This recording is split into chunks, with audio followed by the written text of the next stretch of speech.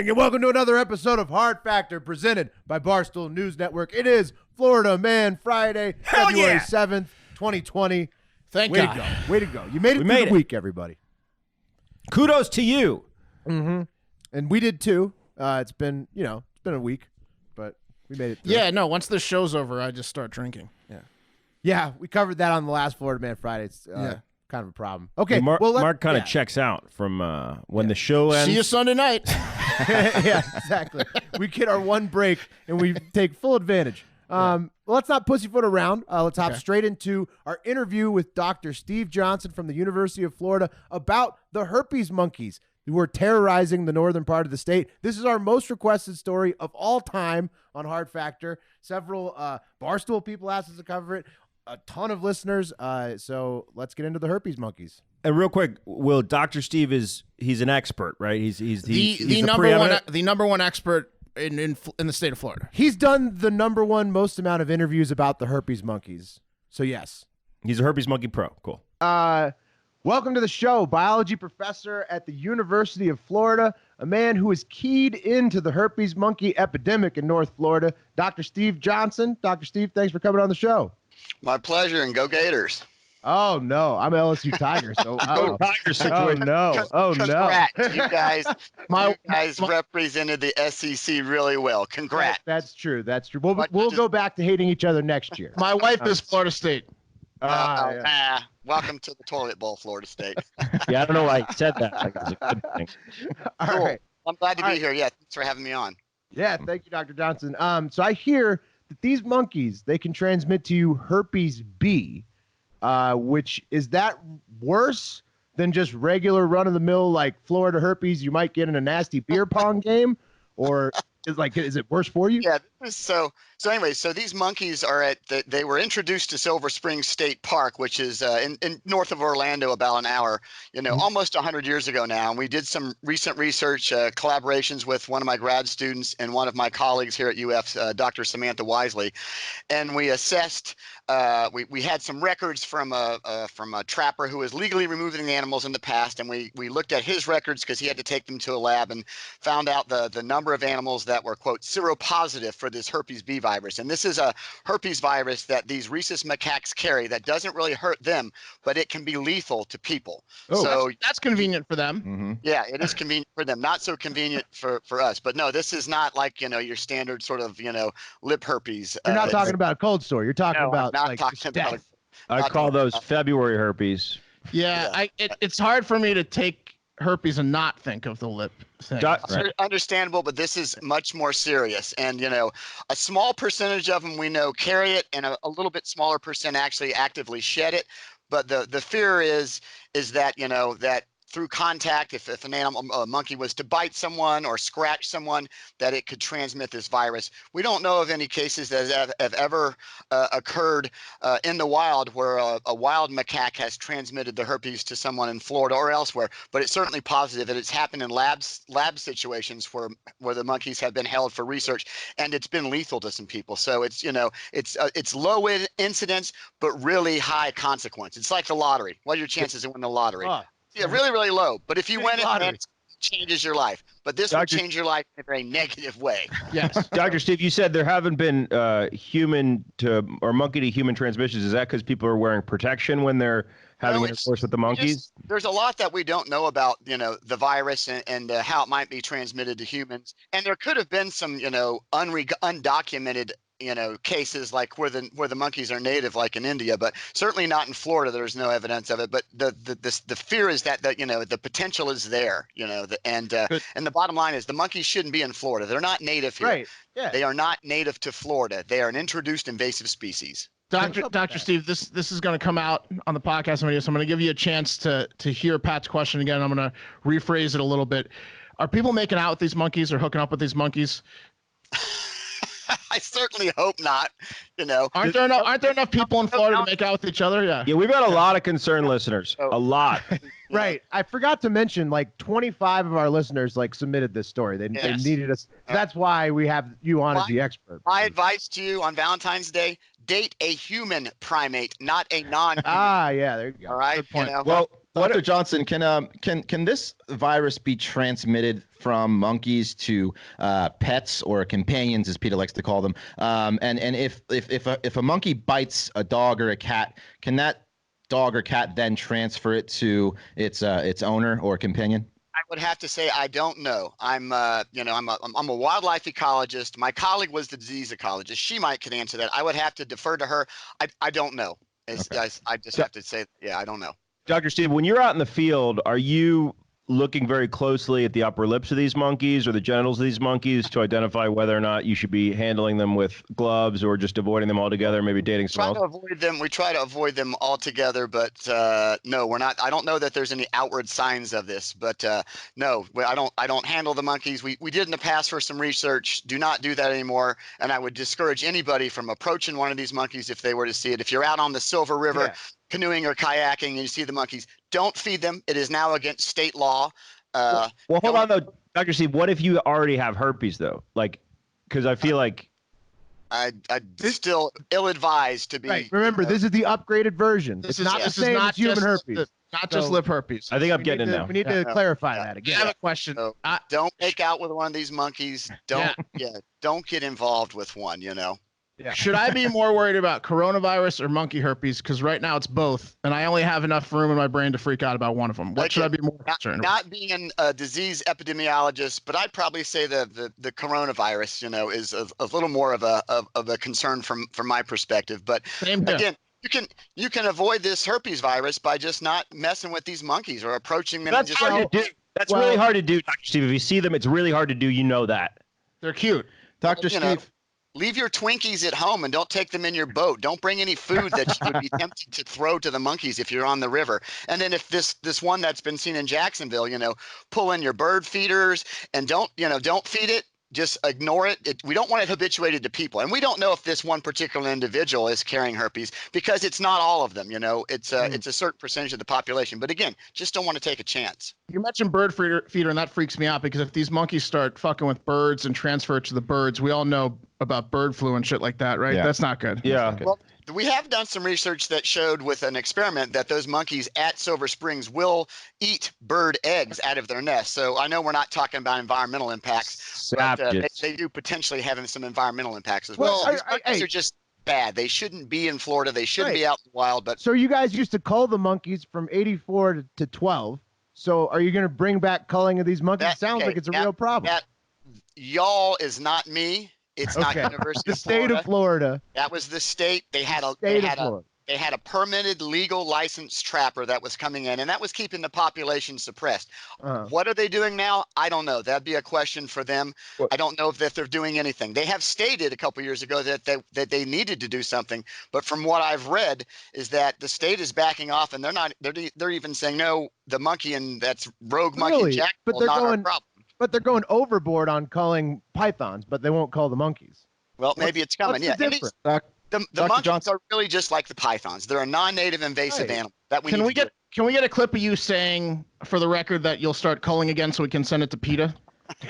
Hey, Dr. Johnson, what do you think about the idea of what do you think about the idea of maybe bringing in pythons to take care of the monkeys, or having a monkey bowl similar to the python bowl, and having a bunch of rednecks go in there and fight the monkeys? Very much a baited question. On the first part of that, with climate change, if we just wait a couple years, maybe the pythons are going to get up here on their own anyways. We know they're advancing north. There you go. The second one, Dr. Steve. I'm not going there. I am not going to go there.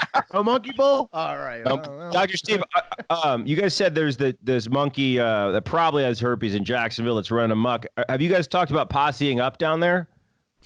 No, there's been no talk between me and the monkey. We have not.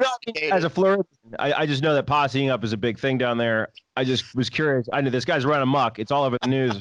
I don't know if you guys are thinking about posseing up. I have not thought about posseing up. Thanks for the thought, though. I'll put it on the think about to do calendar.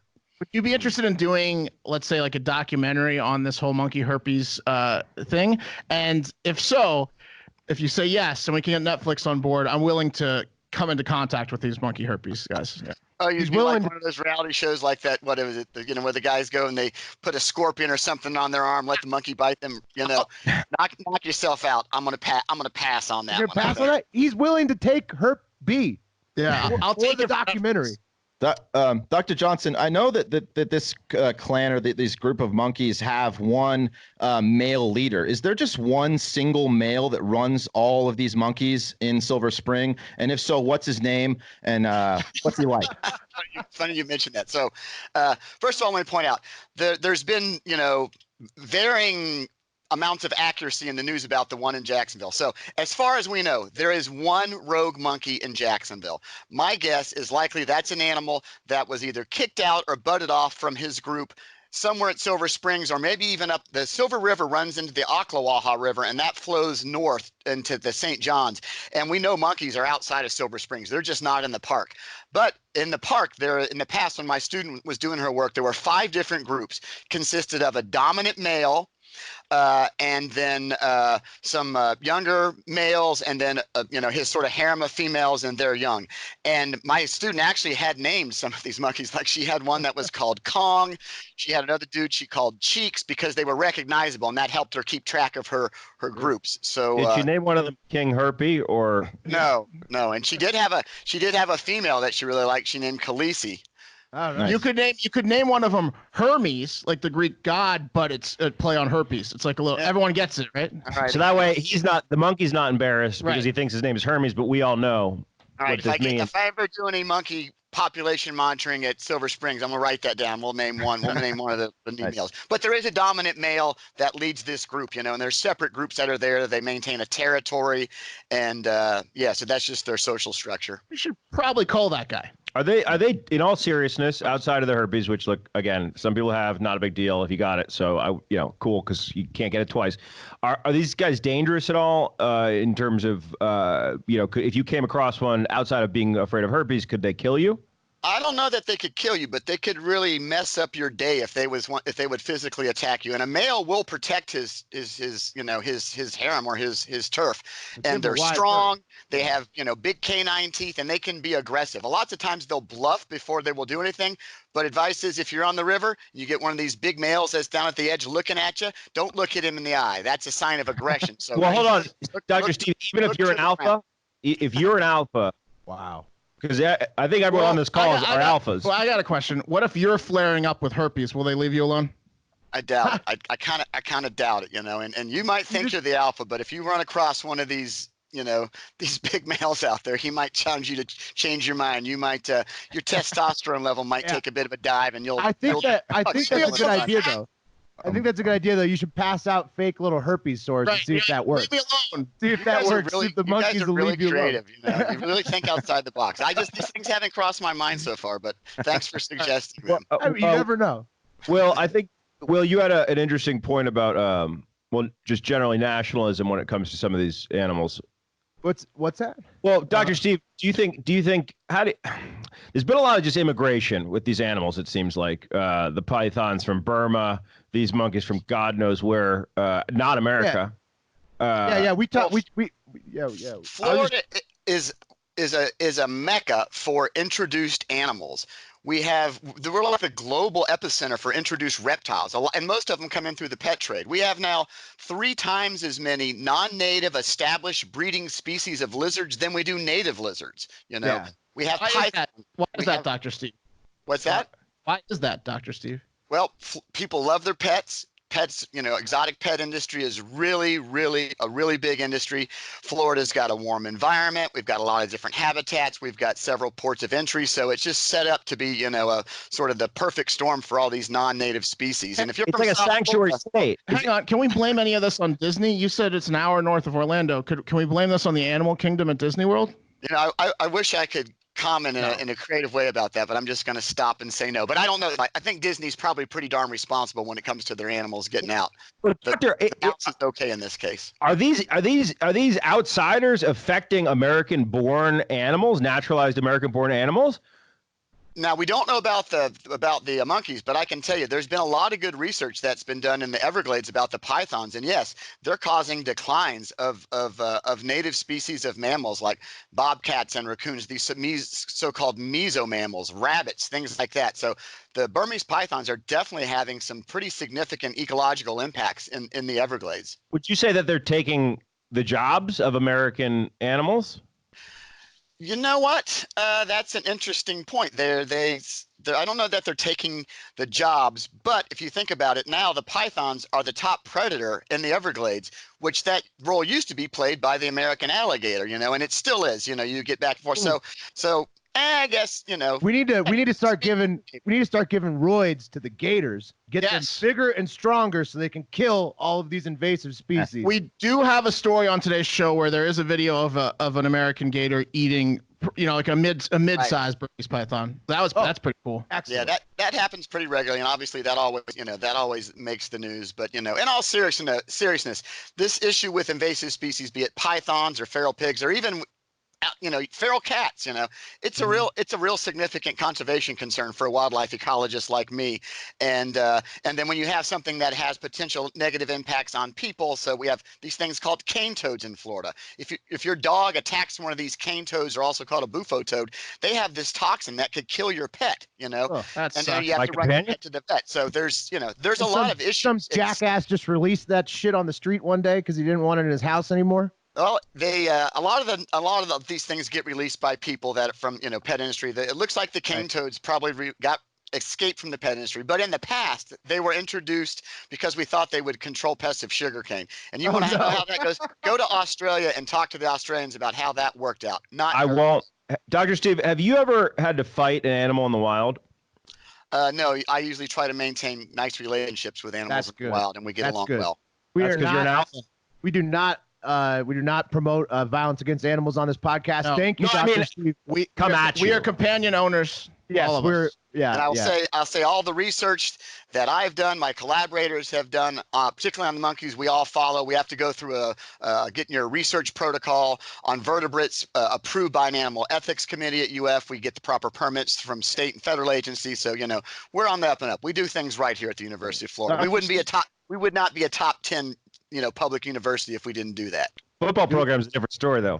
Doing the SEC, we're on the rise, man. Doing the SEC proud at University of Florida. As always, thank you very much, Dr. Steve, for joining us on the show and for educating our listeners about the herpes monkey epidemic. My pleasure, fellas. Hey, Dr. Steve, one more question. What's your favorite animal?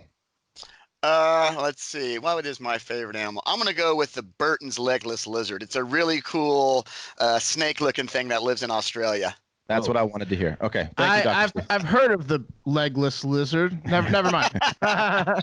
Hey, that was great. Thank you so much for doing that. We really appreciate it. All right, that was awesome. Thank you, Dr. Steve. We're probably going to get him back on the show because, as he said, reptiles and stuff are his forte. Guess what? That happens a lot on Florida Man Friday. Now let's get into the lightning round. Hey, Mark, real quick. I even changed my bulb to a jungle theme. You notice that for this show for Dr. Steve. Jungle/reptile. Like Tarzan. It looks good. I love Dr. Steve. It looks good, Will. And as I mentioned in the interview, if we didn't chop that part out, as promised, I'm leading off the lightning round with a story that warms the heart of Dr. Steve and apparently of a lot of Floridians, and that is that the prized de facto state animal, the American alligator, was caught on film eating the invasive Burmese python. Fighting back. What an awesome video. It's technically their state dog. I've said that once before. The but gator? State companion. Yep. Excuse me. Yeah. Yeah. The video was posted Sunday on the Everglades National Park's Twitter, so take that, PETA. They're really proud of this video. And it's pretty incredible. The gator is about 7 feet long, and the python is about dead feet long. Yeah. So why are they proud of it? I like that they're proud of it because that's a huge day for Florida Everglades. They hate the pythons. They're eating like the raccoons and all the animals out there that we're doing fine in the Everglades are all getting killed off. They eat gators too, baby gators. Well, they kill. Don't fucking say that. Oh, sorry. Don't say that. So shit. so they're in a struggle against each other. Yes, the gator was the apex predator out there in the Everglades, and now it's kind of a fight, and the gators, that's their natural habitat, and everyone else was out there living fine, and now the python's out there killing off all the creatures. So you're saying that this is like a win, a huge win for America? It's absolutely a huge win for Florida, which makes it a huge win for America. Was the the gator? Yeah, it's the American alligator. Yes, the American Floridian alligator. So you're telling me that the fucking American alligator could potentially be harmed by these pythons? Hey, no, I'm not telling you that. No, Okay, I'm not good. telling you that. No, let's continue. The Gators are fighting back. That's what I'm saying. I'm going to go ahead and in fact, Will, and proclaim a victory for Florida with a team of insane alpha male python hunters and alligators. Those two teamed up, alligators and the python hunters, to beat the python. The battle will continue, but it's only a matter of time before the mega powers, as I like to call them. It's like Hogan and Macho Man in the prime in a handicap match versus Jake the Snake. We know who's going to win. USA. Yeah. USA. Exactly. Jake the Snake's gonna Hacksaw get Jim taken- Duggan on the outside just cheering him on. And then as soon as Jake the Snake is done and he's been dispatched, then they got to go back to hating each other, the python hunters and the gators. Was it? Yes. It was Macho. It was Macho King though. Who Not at that time. No. No, he was Macho King for a while, but I think when he was in the Mega Powers, I don't think he was Macho King. Can we take just a real quick moment of silence for Macho Man Randy Savage? R.I.P. Thanks, guys. All right, let's take it to our internet pundits in Florida just to show you how serious they are about this. Jesse Ray Atkins says, "It's about time we got some hope for our beloved Everglades. I hope the Gators find them a delicious meal." So they're, he wants the Gators to be eating more pythons, clearly. Oh, yeah. He's pro Gator. Yeah, absolutely. They all are. Philosophical Floridian says, "Great video!" ! Only way a python would ever get one of our boys, Wes, see, they're not harming them, is pure luck. And they will both be getting down. What's that? I can't read this. Meanwhile, I'm sure the Gators eat them daily. So if they ever get eaten by a python, it's pure luck. They're caught napping, but the Gators are always eating these pythons. You hear that, Wes? Not from what I've seen, but okay. And last one. A little worried about you, Come Wes. on. Really, Wes? You think the gators are getting outfoxed by these pythons? No, I've seen videos of like pythons with gators inside of their bodies. We don't talk about that. so- Where is your pride? No, we don't talk about that on this Where's podcast. your my, pride? my Florida pride. You're Well, American. I'm working on hey, it. if you want to win it, if you want to win a battle, you need to know the real truth. That's true. I'd The like to horrible know truth. if that's a real I problem. don't think so. I don't think it's true. And the last one is from Tiny and Mighty, who says, "I love the fucking Florida Gators." She might have been talking about the university and the football team, but point still remains. She's If having a she's good talking Friday. about She's the pro Gators. university, I don't like that comment. But Well, we'll say she's talking about the American alligator. That's what she meant to say. She should have said American Gators. all right. Yeah. All right, she's okay. Let's take it over to the geriatric corner. All right, the first one that we're doing, surprisingly, on a Florida Man Friday. Smells First- weird in this corner, Will. Well, it's a big corner in Florida, so let's give the geriatrics their due and their representation. First up, a insane Florida man named William Hawkins, who broke into a nursing home in St. Lucie, Florida, to suffocate a 95-year-old named Robert Morell sleeping in his bed. Hawkins said that this was the culmination of his quote-unquote life goal. So Yeah, he waited till he was 95. yeah. So Wait, run weird that one, back. right? Run that back for me one time. Some guy killed a 95-year-old, and then that guy who killed the guy said that was his life goal, to kill that guy. Suffocate a 95-year-old he must- sleeping. He must be 95 as well if it was his life goal. Feel like No. William He had beef with Robert specifically. William Hawkins is 47. Robert Morell, the 95-year-old sleeping, is 95. And it turns out that the 95-year-old and the 47-year-old were dating the same girl. And Hawkins is such a pussy that he waited till the guy was 95 and defenseless to go strangle him to death, which apparently he was planning for years. Anyways, he's going to jail for murder, so bye-bye. What Yeah. a pro that 95-year-old is, dating girls that are dating 47-year-olds. I mean, that's punching. I mean, he's just got, basically, everybody now just knows that Robert Morell is a pimp. Like, yeah, that's always how Robert was going to go out. Right, like somebody was jealous as fuck. a 47-year-old jealous guy. male was definitely going to suffocate him. Yeah. All right, next up, a feel-good story this time in the geriatric corner. Sarasota man Joe Newman. He was born in 1913, before the start of World War I even. But amazingly, he somehow still occasionally drives his Mercedes 230 hardtop coupe. Not only that, This but guy's Newman- alive. Yeah, he's alive, 107 years old. Not only that, but Newman also has a 99-year-old fiance, Anita Sampson, who turns 100 in March. So there'll be two centenarians together. And he says that she keeps him very busy. And I also guess they're planning a wedding, which, Yeah, maybe, out of staters don't buy plane tickets. For maybe that get one. the travel insurance on that one. Yeah. When she says really busy, is she talking about geriatric sex? I think so. Yeah. Oh man. Pretty sure Viagra geriatric sex is what that. A lot of non-organic products. These for old that guys type in Florida are hound dogs. Yeah, dude. Newman is active. Newman's living a great life at 107. He even ran for Congress to represent Sarasota when he was 101. Didn't win though. Don't know why. But he would have been the second oldest person in Congress behind Bernie Sanders. Right, yeah, exactly. But he does admit, though, Newman does admit that he should have his eyes retested when his driver's license is up for renewal in 2022. I don't think it's going to get renewed. Nah, probably not at 109. And finally, the Florida Geriatric Corner was brought to you by 1-800-Flowers. Flowers are great for giving to old people if you need to. They're also great for giving to someone special on Valentine's Day. And here is Valentine's Day tip number 1. Not all rose bouquets are created equal. So if you're looking for roses that are guaranteed to impress, head to 1-800-Flowers.com. 1-800-Flowers is some of the freshest and top quality roses for prices you won't believe. Take care of all your rose needs today with the official florist of Valentine's, 1-800-Flowers. Right now, when you order early, you'll get 18 red roses for $29.99 or upgrade to 24 red roses for $10 more. That's right, 18 roses for $30 or upgrade to 24 for just $10 more. 1-800-Flowers are fantastic. Every time you order them, they're always the freshest. It always impresses whoever you're ordering, whether it's for a special someone or somebody who you need to impress for work. Whatever you need, 1-800-Flowers has you covered. And to order 18 red roses for $29.99 or upgrade to the 24 for only $10 more, go to 1-800-Flowers.com, click the radio icon, and enter code HARDFACTOR, all one word. That's 1-800-Flowers.com, code HARDFACTOR, all one word. I can guarantee you the 95-year-old from your story and the 107-year-old from your story who loved to slay. Oh, gave bouquets. That guy's got like a 1-800-Flowers VIP membership. Not an app though, because he couldn't figure that out. No. But Will, I do want to say in your ad, if you want to impress someone at work, go generic flowers, not roses, unless you want to talk to HR. Just saying. Oh right, don't go deep red if it's a friendship thing. Nope, Jeez. don't do that. It was not implying that. My bad. No, it's okay. Yeah, You're going to end up suffocating a older man with a pillow if you go deep red for a friendship. Right. You got problems. Yeah. Unless it's me and Hard Factor Mark. Oh, that's true. He's got his bouquet. All right, guys. I think we can all agree that breakups are the worst, right? They're not great. Yeah. You don't need those deep red roses. That's for sure. That's true. After a breakup.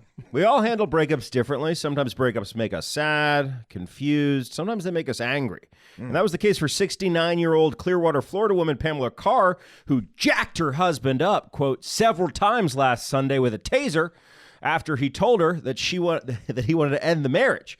Yeah, Carr was then arrested on charges of domestic battery, and she claims that she tased her husband in self-defense, which leads me to believe that she's probably a Roman Catholic. Right, this guy's an idiot. Wait, she was defending herself against what he was saying? Is that that or the mortal sin of divorce, Will? Look, I mean, she can lie all she wants. I don't care about her lie, but a man living in Florida that's been married to a woman for more than a day should 9 years should know not to say to her face, "Yeah, I want a divorce." You need to send papers, that. You need to send that over the internet or in the mail and be far away from that Florida woman. Yeah, you serve someone that news. Yeah, yeah. You tie a little note to the foot of a parrot. He's lucky he wasn't murdered. Right, Tasing is getting off easy. Hey, guess what? That's a good. Mark, that's a good rule for anybody. Like, Yes. don't think you're about to go ruin somebody's life. Don't think that you're just gonna talk them through it like it's gonna be cool. Right, you're like in your best outfit, gloating. You're Yeah. gonna You got to ask yourself: is there a taser in the house? Yeah. Am I between my spouse and the taser? Right. According to the police report, guys, Carr elected to use the stun gun on her husband at close range, though, rather than shoot him with the barbs, which she could have done, most likely in the hopes that their marriage wasn't truly over. No, she wanted to feel the life sucking out of his body.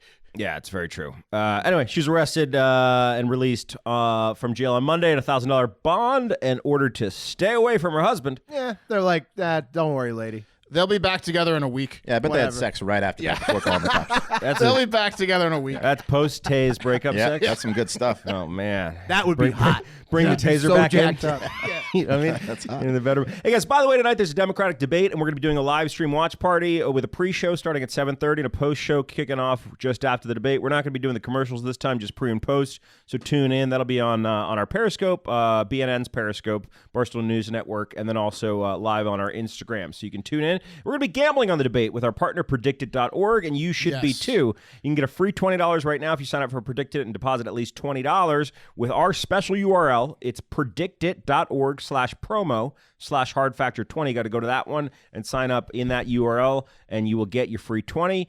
Here are the debate markets you can bet on, guys. How many times will a candidate say millionaire or billionaire? No, how many candidates? How many candidates? Excuse me. Out of You always the got 7. the 2. Yeah, But so you're going to have at least now Yang and Steyer. Oh, you think all 7? no. I'm just saying there's 7 candidates. What was it last time? It's usually been 4. I think it's going to be in the middle range, It's too. been the last 2 times. It's been 4 or 5. The last 2 times. So I love I would that. say 4. 4 And then- is good for billionaire. Healthcare is frequency or number of candidates? all 3 of those are number of candidates to say healthcare, Iowa, and millionaire, billionaire. Love it. I like Iowa and billionaire around 4 each. Yeah, I agree with that. I think healthcare is probably going to be more like 6 or 7. There's 7 total candidates. I think healthcare is going to be in the very high, above 5. Anyway, you can get in on it. You can make some cash. Get in on it now. There's also going to be who has the most speaking time, who has the least speaking time. Bernie, most. Probably Yang Dog. least. Probably the Yang Gang, who's for coming sure. back. Coming back like a that's true. I don't tornado into even this know what debate. it is, but It's only at like 55 cents when I last checked, so you can almost double up if you get Yang Lee speaking time. debating And about that right like now. Pat mentioned, we're not doing the commercial breaks, but we are going to live update our bets and stuff. 100%. So tune in tonight, guys. That link one more time, predictit.org/promo/hardfactor20. Nice. All right, guys, this one was brought to our attention by Dennis M. Thank you, Dennis. Great investigative work here. And originally I thought this one was fake because nobody could be this fucking stupid. And then I remembered, oh, yeah, it's Florida. So 2 idiots, Ian Simmons and Joshua Reinhart, were pulled over going 95 miles an hour in Santa Rosa County on Interstate 10 in the prestigious Panhandle of Florida. And when state troopers ran their names, they figured out that Josh had a felony warrant out for his arrest stemming from a probation violation. Probably, it's just something that happens to You Josh. can't get a car full of people without a warrant in Florida. It's very true, especially going 95 on the Panhandle. Yeah. 95. What was the ages again? It was low 34. 20s? Both Oh, 34. Well, yeah. I mean, Prime still. warrant age. Yeah, especially in the Panhandle. You're in striking distance of Destin. Exactly. So then it was on. The dogs were called in to confirm what authorities already knew about the contents of the car. And when the dog started humping the trunk, 2 officers took that as a clear alert and then searched and found what sounds like it was on its way to an Oscars party being hosted by Harvey Weinstein. 75 grams of meth, 1.36 kilos of GHB, which is the date rape drug. Yeah. 1 gram of cocaine, probably personal use, 3.6 grams of fentanyl, and 15 MDMA tablets, and everything you would need to enjoy those drugs. The MDMA, that's what made the dogs horny. The whole kit and caboodle. The dog just shit itself. Yeah. Tucker only gets a boner that big when there's tons of drugs in the trunk. Yeah. But the real Tucker gets real vocal. He gets real vocal and horny. The dog just quit. He was so mad. yeah. Well, because the dogs have tried all the drugs. Yeah. Yeah, that's why they get hyped, because they think they're going to get more. Sure. So Companions, excuse me. in an attempt, I guess, to remind themselves of the contents of the bag, the 2 cleverly labeled the bag of drugs "bag full of drugs." Of course, deputies at the Santa Rosa Police Department took to Facebook to have some fun, reminding all Floridians that if you want to traffic drugs, don't label it "bag full of drugs" because our canines can read. Ah. So So they're taking the Pat tip. That's a lie. Maybe Pat was right. They can't. Those cannons can't read. Scroll down. certainly can. I want to see this picture. It's hilarious. It's a little bit crazy. it's Here amazing. you go. It looks like a woman style bag. You know, with like You the know what it is? juicy. It looks like juicy a bank bag. It Yeah. looks like they bought it at Urban Outfitters. That's it looks what I'm like saying. Urban Right. Outfitters was selling a bag. It's a gag that bag. ironically That's true. said Yeah. bag full of drugs. Exactly. And these guys were like, "Oh shit, that's perfect." So Yes, cool, that's bro. exactly what happened. This bag is the chillest bag I've ever seen, bro. They'll never think to look in the bag full of drugs. Yeah, fucking ridiculous. So Yeah, they're in jail now, and that's probably where they'll stay for a while. And that's going to do it for Hard Factor. As always, thank you for another great week. Your story submissions have been very helpful and on point as always. Hey, don't forget we have a voicemail now, 512-270-1480. Leave us your questions, concerns, comments, and we will do our best to answer them on the show. Tune into our pre and post debate show, like we mentioned before, gambling on politics, the only way to watch it. And we, you guys like any of those? We kind of went over a little bit. Are you hyped? It's Friday, Wes. I'm a little tired. We did. We said we like Iowa and millionaire for about 4. Wes has been anti-Florida today. He's saying the Gators suck. And Well, You got a cool new case for his new computer, though. I do. It's awesome, isn't it? It's a I dad love it. case. all right, scream it out. Okay, follow us on Instagram and Twitter for daily news briefs and more. Leave us a 5-star review on iTunes, and most importantly, have a great fucking day and weekend.